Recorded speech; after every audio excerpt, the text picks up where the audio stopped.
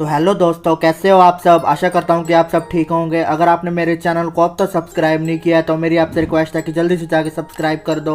जिस किसी ने भी इस अनीम के पहले के एपिसोड नहीं देखे तो मैंने डिस्क्रिप्शन में लिंक डाल दिया, तो आप देख लेना। और आज हम इस अनीम का 14th एपिसोड देखेंगे। तो चलिए बिना देरी करे हुए शुरू करते हैं। इस एपिसोड की शुरुआत हम इस अप्सरा और जियांग को देखते हैं। अप्सरा जियांग से पूछने लगती है कि उस ओल्ड लेडी ने तुमसे क्या कहा था। फिर जियांग इस अप्सरा से कहता है कि मैं अब कभी भी युआन की फैमिली में इंटरफेयर नहीं करूंगा। तभी फिर ये अप्सरा कहती है कि आखिरकार हुआ क्या है, मुझे पूरी बात बताओ। इसके बाद फिर जियांग इस अप्सरा को पूरी बात बताने लगता है। जियांग बताता है कि युआन की मॉम ने एक आर्मी ऑफिसर से शादी की थी। तभी इनकी शादी वाले दिन ही सभी आर्मी ऑफिसर की छुट्टी रद्द कर दी जाती है और उनको बॉर्डर पर बुलाया जाता है। तभी युआन के रियल डैड, जो कि एक आर्मी ऑफिसर थे, वो अपनी देश की रक्षा करने के लिए अपनी वाइफ को छोड़कर बॉर्डर पर लड़ाई करने के लिए चले जाते हैं। इसके बाद फिर युआन की मॉम अपने हस्बैंड का बहुत दिनों से इंतजार करती है, लेकिन वो नहीं आते। इसके बाद फिर युआन की मॉम को न्यूज मिलती है कि उनके हस्बैंड देश की रक्षा करते हुए शहीद हो गए हैं। जियांग बताता है कि उस टाइम युआन की मॉम प्रेग्नेंट भी होती हैं। तभी फिर युआन की मॉम डिसाइड करती है कि वो अपने बच्चे को पिता की कमी नहीं होने देंगी,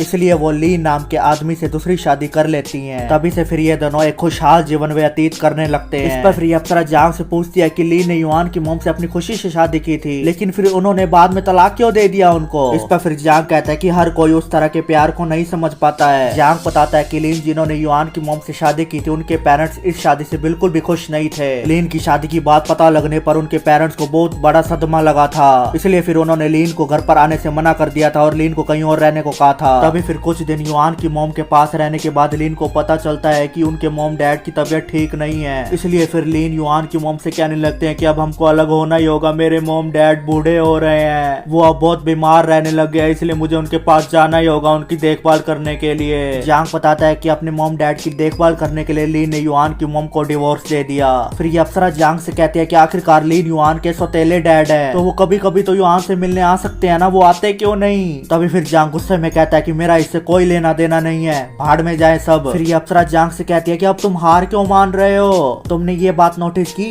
कि ली ने इतने टाइम से अपने पुराने फोन को अपने पास रखा है, इससे साबित होता है कि उनके दिल में अभी भी युआन और उसकी मॉम की चिंता है। तभी फिर जियांग गुस्से में होकर इस अप्सरा से कहता है कि क्या बकवास करे जा रही हो तुम, इसमें सब के सब गैर जिम्मेदार हैं। युआन के रियल डैड, जो कि एक आर्मी ऑफिसर थे, उनको पता था कि वो एक खतरनाक लाइन में है, फिर भी उन्होंने युआन की मॉम से शादी की और उनको प्रेग्नेंट किया। वहीं दूसरी तरफ लीन, जिन्होंने अपने पेरेंट्स से बिना पूछे युआन की मॉम से शादी कर ली, अगर वो अपने पेरेंट्स से पहले ही पूछ लेते तो आज बात डिवोर्स तक ना पहुंचती। उन्होंने पहले युआन की मॉम और युआन को इतना प्यार दिया, फिर आखिर में उनको छोड़कर चले गए। फिर ये अप्सरा जियांग से कहने लगते कि तुम इतना गुस्सा क्यों हो रहे हो। जियांग कहता है कि बस अब मुझे इसके बारे में कोई बात नहीं करनी, मैं थक चुका हूँ, अब मैं अब युआन और उसके फैमिली मैटर में बिल्कुल भी नहीं पढ़ना चाहता, अब मैं अपने ऊपर ही ध्यान दूंगा बस। तभी फिर ये अप्सरा जियांग के पास आ जाती है और उसको प्यार से समझाने लगती है। ये अप्सरा जियांग से कहती है कि क्या आर्मी ऑफिसर को शादी करना और बच्चे करने का कोई हक नहीं है। ये आर्मी ऑफिसर अपने देश की रक्षा के लिए कितने दिनों अपनी फैमिली से दूर रहते हैं, हम सब चैन की नींद सो पाए, इसके लिए आर्मी ऑफिसर अपनी पूरी जिंदगी दाव पर लगा देते हैं। वहीं दूसरी तरफ लीन, जिन्होंने युआन की मॉम के मुश्किल टाइम में उनका बहुत साथ दिया और कितने सालों तक युआन और उसकी मॉम की देखभाल की, क्या यह सबूत नहीं है कि वो वास्तव में युआन और उनकी मॉम से कितना प्यार करते हैं। इस पर फिर जियांग इस अप्सरा पर बहुत गुस्सा हो जाता है और कहने लगता है कि बस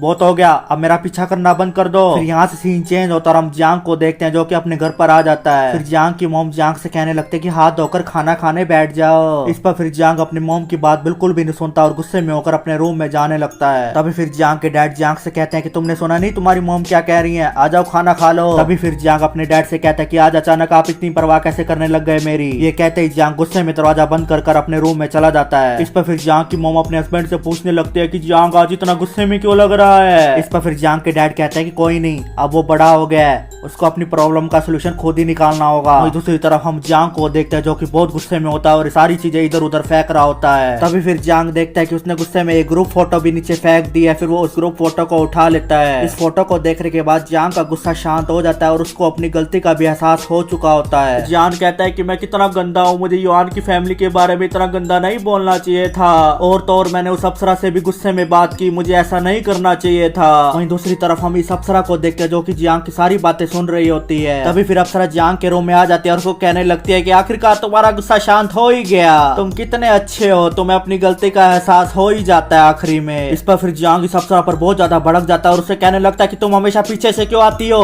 हमेशा मुझे डरा देती हो, पीछे से आकर सामने से आया करो हमेशा। फिर यहाँ से सीन चेंज होता है, हम युआन के सौतेले डैड को देखते हैं, जो कि जियांग से कह रहे होते हैं कि मैंने तुम्हें कितनी बार कह दिया, तुम मुझे फोन करना बंद कर दो अब। तभी फिर जांग कहता है कि मिस्टर लिन, मुझे आपका और आपकी वाइफ का सारा मैटर पता चल चुका है। मैं समझ सकता हूँ कि आपको अपने मॉम डैड के प्रति भी जिम्मेदारियां हैं। आपको इस प्रॉब्लम का सोल्यूशन ढूंढना चाहिए। आप ऐसे इस प्रॉब्लम से पीछे नहीं हट सकते। आप प्लीज एक बार तो युआन से मिलने आ जाए, युआन आपको बहुत मिस करती है। जांग लिन से कहता है कि इतने सालों से आपने ये पुराना फोन रखा है, क्या ये साबित नहीं होता कि आप युआन से बहुत प्यार करते हैं? युआन और उसकी मॉम बहुत मुश्किल से अपना घर का गुजारा कर रही है, उनको आपकी जरूरत है, प्लीज एक बार तो आ जाइए। वहीं दूसरी तरफ युआन के ये सौतेले डैड मिस्टर लिन कुछ भी नहीं बोलते और फोन काट देते हैं। इस पर फिर जांग कहता है कि मैं हार नहीं मानूंगा, मैं बार बार उनको फोन करता रहूंगा, आखिरी में उन्हें मेरी बात सुननी होगी। फिर यहाँ से सीन चेंज होता है और हम टैंग और माई को एक साथ एक कॉफी शॉप में देखते हैं। हम देखते हैं कि टैंग इस कॉफी शॉप में वेटर की पार्ट टाइम जॉब कर रही होती है। तभी फिर माई टैंग से कहते हैं कि मुझे एक और कप कॉफी पीनी है, प्लीज एक बार ला दीजिए। इस पर फिर टैंग माई से कहते हैं कि तुम कितने कप कॉफी के पी चुकी हो, क्या हो गया तुम्हें? तुम इतने कप कॉफी के नहीं पी सकती, इसे तुम मर जाओगी। टैंग को इतना चलाता हुआ देखकर दूसरी वेटर टैंग से कहने लगती है कि तुम कस्टमर से ऐसे क्यों बात कर रही हो, उन्हें जो भी चाहिए उसे तुरंत ला के दो उन्हें। वहीं दूसरी तरफ हम माई को देखते हैं जो कि बहुत सैड होती है। माई मन ही मन में सोच रही होती है कि जांग मेरे साथ बिल्कुल भी टाइम स्पेंड नहीं करता, पता नहीं वो किससे फोन पर लगा रहता है। तभी वहाँ पर टैंग आ जाती है और माई से कहने लगते हैं कि लो